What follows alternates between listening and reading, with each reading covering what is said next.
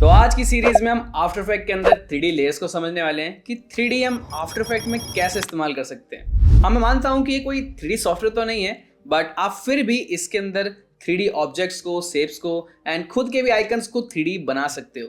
कैसे, वही आज की सीरीज में हम देखेंगे। तो शुरू करते हैं आफ्टर इफेक्ट मेरी स्क्रीन पे। तो 3D को इस्तेमाल करने से पहले हम थोड़ा सा 3D लेयर्स को समझ लेते हैं कि 3D लेयर्स हम यूज़ कैसे करेंगे, क्या क्या प्रॉपर्टीज उसके अंदर हमें मिलती है। तो सबसे पहले मैं अपनी इस कॉम के ऊपर एक नॉर्मल सा रेक्टेंगल क्रिएट कर रहा हूँ। ठीक है, कितना है, कोई सा भी आप शेप ले सकते हो, बस मुझे आपको समझाना है कि कैसे यूज़ करना है। ठीक है, अभी मेरे पास एक रेक्टेंगल है। तो अब रेक्टेंगल के अंदर अगर आप देखो तो जैसे कि मैं पोजीशन प्रेस कर रहा हूँ तो मेरे पास दो ही प्रॉपर्टीज आ रही हैं इसके अंदर। वैसे ही सेम मैं अगर रोटेशन पे जाऊँ तो मुझे रोटेशन की वैल्यू मिल रही है इसके अंदर। ठीक है, बट जैसे ही आप इसको 3D में कन्वर्ट करोगे उसके लिए क्या करना होता है, यहाँ पर आपको एक 3D का आइकन दिखाई देगा, इसके नीचे एक ब्लैंक स्पेस है। जैसे आप इसके ऊपर क्लिक करोगे वैसे ही आपका जो ऑब्जेक्ट है ना वो 3D बन जाएगा। अब इसके अंदर आपको 3 एक्सिस दिखाई दे रही होंगी, एक आपकी ग्रीन है, एक आपकी रेड है और एक बिल्कुल सामने की तरफ में है ब्लू कलर की। अभी आपको नहीं दिखाई दे रही होगी, मैं एक टूल यूज़ करता हूँ तब देख पाओगे। जैसे कि यहाँ पर एक ऑर्बिट नाम का एक टूल है, इसका शॉर्टकट वैसे 1 है। आप यहाँ से ऐसे रोटेट करोगे तो आपको दिख रहा है कि हाँ ये हमारा पूरा 3D स्पेस में बदल चुका है। इसी में आपको एक ये ब्लू वाला लाइन भी दिखाई दे रही होगी। अब करना क्या है, एक तरह से मैं थोड़ा सा पहले इसको रीसेट कर लेता हूँ। आपको मेरे कीबोर्ड के ऊपर एक बटन दिखाई दे रहा होगा, तो इस बटन को कहते क्या है आप मुझे कमेंट करके बताना, मुझे खुद नहीं पता इसका नाम क्या है। आई थिंक इसको टिल्डा इल्डा ऐसे कुछ कहते हैं। ओके, तो इस बटन को आप जैसे ही प्रेस करते हो, जैसे कि मेरा कर्सर इस पैनल पे है, जैसे ही क्लिक करूंगा तो मेरे पास ये पूरा पैनल जूम होकर आ जाता है। अब जैसे मैं यहाँ देखूँ तो मेरे सामने व्यू दे रखे हैं कि मैं कौन से व्यू में अपने इस 3D को देखना चाहता हूँ। तो जैसे कि मैं फ्रंट व्यू लगा सकता हूँ कि बिल्कुल सामने से दिखाई देगा। वैसे ही मैं यहाँ से लेफ्ट, क्योंकि अभी देखो ये बहुत पतली सी चीज़ है इसलिए बहुत पतला सा बन के हमारे सामने आ रहा है। तो ऐसे ऑप्शंस दे रखे हैं, बैक से, फ्रंट से, हर जगह से मैं देख सकता हूँ। अभी के लिए मैं कैमरा पे हूँ, बट कैमरा मैंने थोड़ा सा चेंज कर रखा है। तो मैं करूँगा क्या, आप कोई से भी व्यू में हो, आप बस यहाँ पे नीचे रीसेट डिफ़ॉल्ट का ऑप्शन आ रहा है, तो जैसे क्लिक करोगे आपका जो भी व्यू है वो रीसेट हो जाएगा, अगर आपने चेंज भी कर रखा है तो भी। ओके, चलो वापस अपने काम पर आते हैं। तो अभी के लिए मैं इन लेयर्स को डिलीट मार देता हूँ एंड कुछ चीज़ें क्रिएट करते करते समझेंगे कि इनका यूज़ कैसे करना है। तो मैं राइट क्लिक करके न्यू पे जा रहा हूँ एंड न्यू पे आपको मिलता है सॉलिड। सॉलिड से क्या होगा, हमारे पूरे कैनवस के साइज़ का एक सॉलिड लेयर बन जाएगी। यहाँ से आप उसका कलर सेलेक्ट कर सकते हो, तो मैं जो है वही रहने देता हूँ एंड नाम भी चेंज करना हो कर लो, जैसे अभी ग्रे सॉलिड 1 है। ओके, तो मेरे पास एक सॉलिड लेयर बनकर आ चुकी है। अब मैं इसको भी 3D में बदल सकता हूँ, मतलब आप कोई भी चीज़ को 3D बना सकते हो। जैसे कि मैंने यहाँ पे इसको 3D बना लिया। अब 3D बनाते साथ ही मेरे पास क्या क्या ऑप्शंस आ रहे हैं, जैसे कि पोजीशन में दिखाऊं तो पोजीशन के अंदर आप देखो 3 पोजीशंस आ चुकी हैं। सबसे पहला हमारा जिसमें हम इसको लेफ्ट टू राइट कर सकते हैं। ओके, दूसरा वाला आपका जिसको हम टॉप टू बॉटम, एंड ये तीसरी चीज़ है जो नहीं आ रखी है। ये क्या होता है, जैसे कि आप किसी ऑब्जेक्ट को, जैसे यही ऑब्जेक्ट है हमारे पास, इसको मैं left right top bottom and साथ ही साथ में आगे और पीछे भी कर सकता हूँ। वैसे ही यही वाला ऑप्शन है कि मैं इसको आगे और पीछे कर पा रहा हूँ। अब आपको देखने में ये ऐसा लग रहा होगा कि ये चीज़ हमारा जूम इन जूम आउट हो रहा है, बट नहीं। मैं काम करता हूँ, आपको थोड़ा सा ना व्यू चेंज करके दिखाता हूँ। जैसे कि मेरे कीबोर्ड पे वाला बटन है, आपने देखा ही है। ठीक है, इस वाले बटन को आप जैसे ही दबाते हो तो ये वाला एरिया पूरा जूम होकर आ जाता है। मैं यहाँ से अभी देखो 1 व्यू हो रखा है। एक व्यू में आप समझ ही नहीं सकते, अगर आप किसी चीज़ को सामने से देख रहे हो तो आपको पता ही नहीं चल रहा कि इसके पीछे क्या चल रहा है। ठीक है, तो दोनों साइड देखने के लिए व्यू पे दबाओ एंड यहाँ पे ऑप्शन मिल जाते हैं आपको 2 व्यू या 4 व्यू भी देख सकते हो। अभी के लिए मैं 2 व्यू लगा लेता हूँ, जिससे कि आप पहले तो एक्टिव कैमरा मोड में देख रहे हो, बोले तो जो आपका कैमरा देख रहा है। दूसरा है लेफ्ट साइड से, तो अभी के लिए लेफ्ट साइड आपको समझ में नहीं आ रहा होगा, तो मैं यहाँ से लेफ्ट की जगह टॉप कर देता हूँ, जिससे कि मैं इस ऑब्जेक्ट को टॉप से देख पा रहा हूँ। अब यहाँ पे ऑब्जेक्ट है ही नहीं, क्योंकि मैंने अभी थोड़ा इसको पीछे कर दिया था, इसलिए दिखाई देगा नहीं आपको। थोड़ा सा मैं इसकी पोजीशन वापस रीसेट कर लेता हूँ। ओके, तो आपको दिखाई दे रहा है कि ये हमारा ऑब्जेक्ट है जो हमारा एक्टिव कैमरे में, और दूसरा हमारा टॉप एंगल से। अब अगर मैं इसको लेफ्ट राइट करूँ तो आपको दिख रहा है वो भी लेफ्ट राइट हो रहा है, क्योंकि ये दोनों सेम ही लेयर हैं, बट एक मैं सामने से देख रहा हूँ, एक मैं थोड़ा ऊपर से देख रहा हूँ इसी चीज़ को। तो अब देखना, लेफ्ट राइट कर सकते हैं। अप एंड डाउन यहाँ पे दिखाई दे रहा है आपको कि अप एंड डाउन हो रहा है, बट इसमें आपको दिखाई नहीं देगा क्योंकि हम टॉप एंगल से ही देख रहे हैं। बट हाँ, अब अगर मैं इसको पीछे करता हूँ तो आपको पता चल रहा है कि हाँ ये किस तरह से जूम इन जूम आउट हो रहा था। जब भी कोई चीज़ दूर जाती है तो वो चीज़ आपको छोटी दिखने लग जाती है। ओके, चलो तो एक काम करते हैं, पहले रिसेट कर लेते हैं एंड इसका रोटेशन के अंदर जा रहा हूँ आर प्रेस करके, तो आपको रोटेशन भी थोड़ा डिफरेंट दिखाई दे रहा होगा। अब यहाँ पे 3 प्रॉपर्टीज आ चुकी हैं। अगर ये 3D नहीं होता तो मेरे पास सिर्फ एक सिंगल प्रॉपर्टी होती है, बट 3D होने के बाद इसके अंदर कुछ प्रॉपर्टीज एक्स्ट्रा आ गई हैं। तो मैं क्या करूँगा, आप देखो, आप इसको एक्स एक्सिस पे बोले तो इस तरह से रोटेट कर सकते हो, वाई एक्सिस पे कुछ इस तरह से रोटेट कर सकते हो, एंड हमारा जेड एक्सिस जो हमारा नॉर्मल था उस तरह से भी आप इसको रोटेट कर सकते हो। अभी के लिए हम क्या करते हैं, अब बहुत सारा डिसाइड करना पड़ जाएगा अब तो।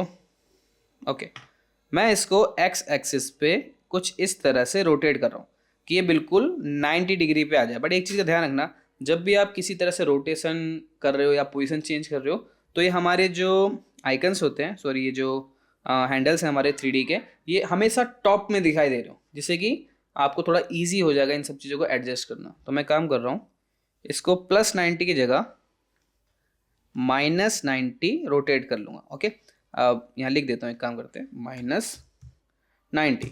ओके, तो ये 90 डिग्री बिल्कुल आपकी आंखों के सामने ऐसे हो गया। तो क्या हो रहा है, हमको इतने पतले हैं कि दिखाई भी नहीं दे रहे। मैं क्या करूँगा, पोजीशन के अंदर जाऊँगा, या तो डायरेक्टली इन हैंडल्स के ऊपर भी आप एक काम करो, क्लिक करके ऐसे नीचे कर सकते हो। ओके, अब इसमें कुछ लोग हो जाएंगे कंफ्यूज कि ये क्या, अभी तो ये बहुत पतला था, अब ये थोड़ा हैवी दिखने लग गया। खुद ही सोचो, अगर मेरे पास ये फ़ोन है, आप एक तरह से आपकी आइज़ को हम कैमरा मान लेते हैं, अगर आप इसको एकदम सामने रखते हो तो आपको बहुत पतला दिखाई देगा। बट आपकी आइज़ इधर ही है, बट ये नीचे हो रहा है, तो अब आपको क्या दिख रहा है, इसका बेस दिखाई दे रहा है। अब ये आपको हैवी दिखाई दे रहा है। सेम आपका 3D के साथ भी होता है। तो इसको अपने हिसाब से सेट कर लो। ओके, अब मैं इसके अंदर कोई 3D ऑब्जेक्ट को भी ऐड कर लूँगा, जैसे कि मैंने यहाँ पे एक रखा हुआ है जो हमने लास्ट क्लास के अंदर भी यूज़ करा था। मैं इसी ऑब्जेक्ट को यहाँ पे इंपोर्ट कर रहा हूँ, एंड अभी बहुत बड़ा है तो साइज़ थोड़ा सा छोटा। एक काम करते हैं कि मुझे ना इसका वाइट बैकग्राउंड नहीं चाहिए, तो मैं फिर से इसके ऊपर राइट क्लिक कर रहा हूँ, create and create shapes from vector layer. Okay, तो इसकी मदद से वेक्टर लेयर बन जाएगी। नीचे वाले को डिलीट मार दो, कोई ज़रूरत नहीं है आपको। फ़ायदा क्या हुआ कि मैं इसके अंदर जाऊँगा यहाँ पे, तो आपको मिलेगा कंटेंट्स के अंदर ग्रुप 1 चाहिए मेरे को, ग्रुप 2, एक काम करते ग्रुप 2 हटा देता हूँ, ग्रुप 3 ये भी हटा देता हूँ। ओके, तो कुछ हमारे पास इस तरह का ऑब्जेक्ट है, बट मैं अगर रोटेट करूँगा तो उस तरह से रोटेट नहीं होगा 3D स्पेस में।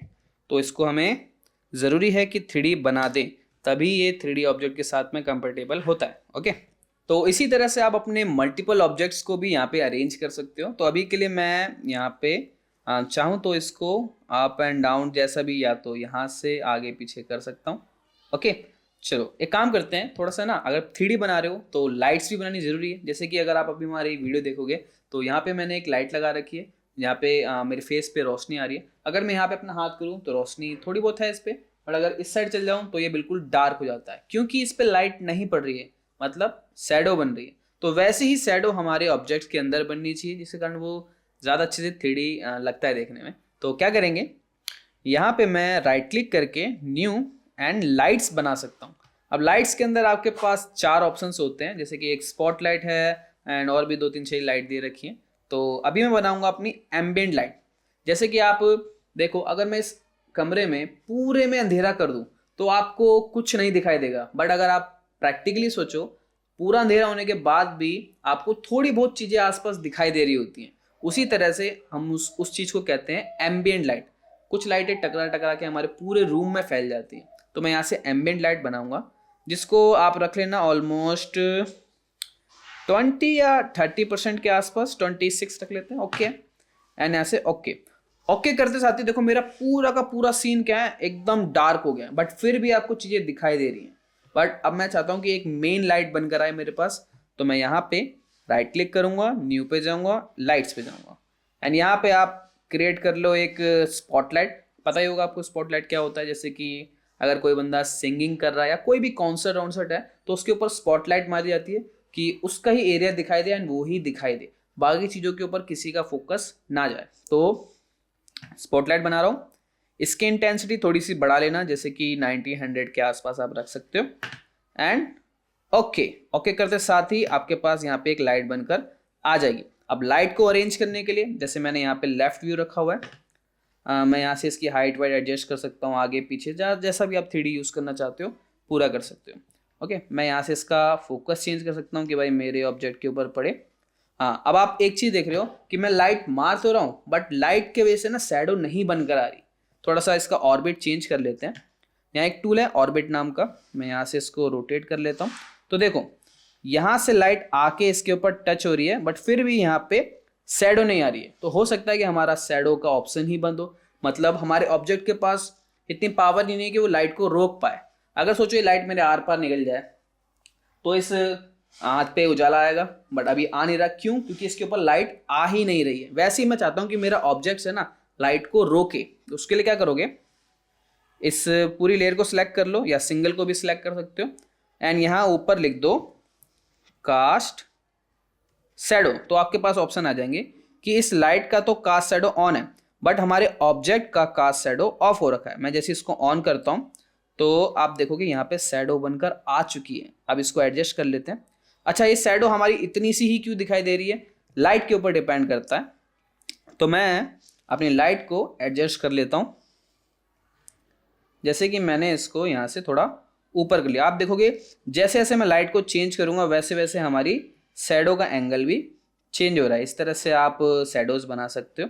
ओके, थोड़ा सा मैं इस व्यू को रीसेट कर लूँगा। कैसे रीसेट करेंगे? आप इस व्यू पे क्लिक करो, बड़ा करो, एंड यहाँ से रीसेट टू डिफ़ॉल्ट।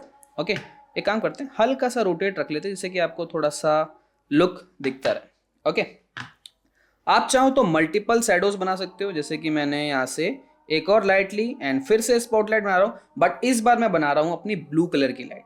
या एक काम करते हैं, हमारे इन्वायरमेंट में थोड़ी सी ग्रीन लाइट है, तो मैं यहाँ से ग्रीन कलर की एक लाइट ऐड कर दे रहा हूँ। एंड ओके, आप चाहो तो यहीं से ही कास्ट शैडो को ऑन या ऑफ कर सकते हो। मैं अभी के लिए ऑन रख रहा हूँ एंड ओके। तो यहाँ पे एक ग्रीन लाइट बन गई है। ये लाइट को मैं थोड़ा सा चेंज कर लेता हूँ, जैसे कि इस व्यू को मैं टॉप व्यू में देखना चाहता हूँ, तो मैं यहाँ से इसको टॉप व्यू रखूँगा एंड फिर इस वाली लाइट पे क्लिक करके इसका एंगल थोड़ा सा चेंज कर दे, जैसे कि ये लाइट हमारी इधर हो, थोड़ी सी हमारी ज़्यादा ही इधर हो गई है। आई थिंक मैंने ऊपर कर दी इस चीज़ को, कोई बात नहीं। यहाँ पे मैं ग्रीन वाले स्लाइडर से थोड़ी ऊपर। ओके, अच्छा, ये थोड़ा अटक अटक इसलिए चलता है क्योंकि हमारा स्नैपिंग ऑन होती है। अगर आप स्मूथली चलाओगे तो स्नैपिंग को ऑफ कर दो एंड फिर एडजस्ट करके देखो। ओके, चलो मैं यहाँ से इसको एडजस्ट कर लेता हूँ कि एक लाइट हमारी इधर से आ रही है। ओके है, थोड़ी सी इधर हो। ओके, मैं रेड बनाना चाहूँ भाई, मेरे को राइट क्लिक करना है, लाइट्स पे जाना है, स्पॉटलाइट ही बना रहा हूँ मैं, एंड रेड कलर की एक और लाइट को मैंने ऐड कर लिया। तो अब रेड कलर की लाइट आ गई, इसको अपने हिसाब से एडजस्ट कर लो, जैसे कि इसका फोकस ऐसे जाए। तो आप अपना इन्वायरमेंट देखो कि पूरा लाइट से हो गया। जैसे कि अगर एक जगह से मेन लाइट आ रही है, एक जगह से ग्रीन लाइट आ रही है, और मैंने रेड कलर की लाइट भी ऐड कर रखी है, एंड आप इसको पूरे ऑर्बिट में घुमा के देखो तो हमारे पास पूरा एक बढ़िया सा शैडो बन चुका है। तो अभी के लिए हमने इन 3D शेप्स को एंड थोड़ी लाइटों को अरेंज करना सीख लिया है। हाँ, अभी हम सिर्फ इनको अरेंज करना सीख रहे हैं। नेक्स्ट क्लास में हम इन सभी चीज़ों को एनिमेट करना सीखेंगे। एंड एक नई चीज़ है जो हमें सीखनी है, जो है हमारा 3D कैमरा। और कैमरा के मदद से ना हम इस पूरे के पूरे सीन को ना अपने हिसाब से एनिमेट कर सकते हैं। तो नेक्स्ट क्लास आफ्टर इफेक्ट में 3D कैमरा सीखेंगे। तो मैं मिलता हूँ आपसे नेक्स्ट क्लास में, तब तक के लिए बाय बाय।